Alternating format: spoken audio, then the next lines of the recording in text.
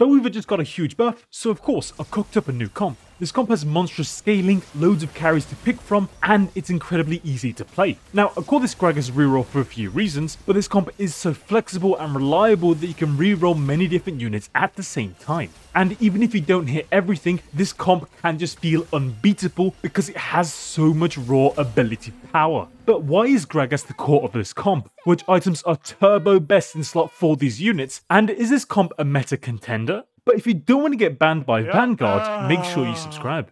Okay, so first off, why is Gragas the core of Vertical Spellweaver? Well, if you look at the Spellweaver trait, you can see that it severely lacks any frontline. So, being one of the only two frontliners, Gragas can truly shine in a Spellweaver comp, whereas Bruiser and Disco just have better options. And I find Gragas 3 to be really important to get because Echo is heavily contested in numerous games, so you can't really reliably 3-star him. But that's not to say Gragas is some second option. I would argue that Gragas is a better tank than Echo, since Gragas has innate healing, gains HP from Bruiser, and how well Gragas can tank with certain items. For example, if you're ever playing Gragas on any board, always build Steadfast Heart on him. Gragas gets so much value from this item because he can heal to keep himself above the threshold and achieve the maximum damage reduction. So even if Gragas doesn't have his headliner bonus, he will consistently have a lot of damage reduction. Now, your other items for Gragas can be whatever tank items you want, but I've found the most success with one extra healing item like Redemption or Dragon's Claw and one extra resistance item. So here's some of my favorite item combos on Gragas. He's just genuinely great with any tank items.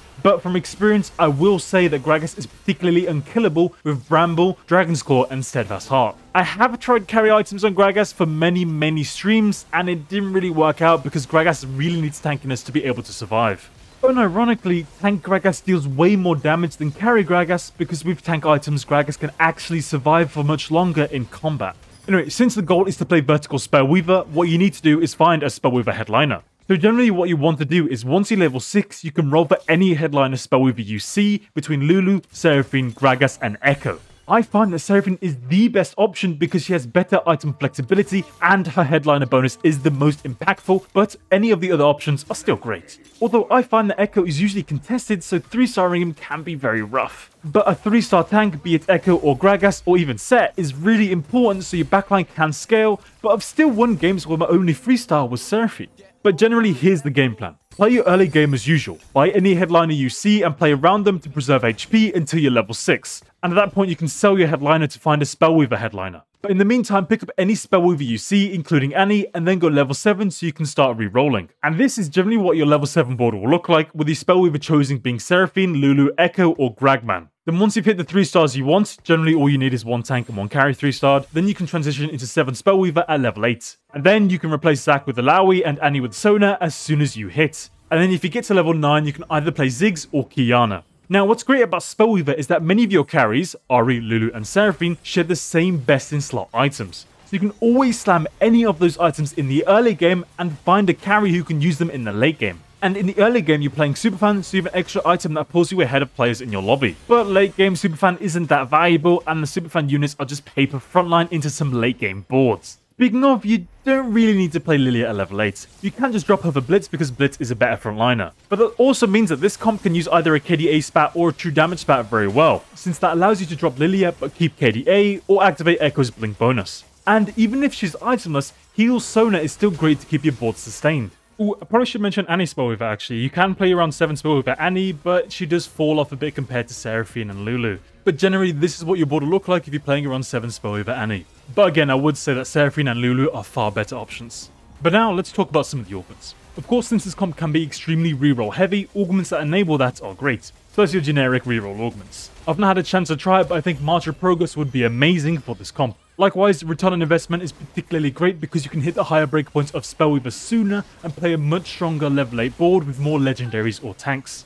But of course, since you're playing Vertical Spellweaver, Razor Tempo is obviously extremely valuable. And other augments that allow all your units to cast sooner are good too, because then everyone is getting more AP to do more damage. So that's Infusion and Cybernetic Uplink. Mana Generation is just generally good. Talent Surge is phenomenal because that's so much extra damage and tankiness for your board, especially through Sona, Ziggs, and Gragas.